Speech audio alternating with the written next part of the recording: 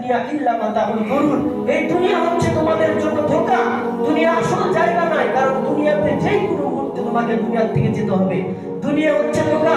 ওয়া মা হাদিল হায়াতুদ দুনিয়া ইল্লা লাহি ওয়া লাইব ওয়া ইন্নাদ দারাল আখিরাতি লাহিয়াল হায়াওয়ান লাউ কানু ইয়ালামুন।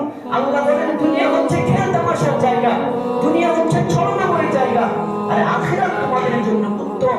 আল্লাহ বলেন আখিরাত উত্তম, আর আমি বলি দুনিয়া উত্তম। ঠিক কিনা বলেন? আমি কি বলি? দুনিয়া উত্তম। দুনিয়া সফল হইলেই সফল নয়।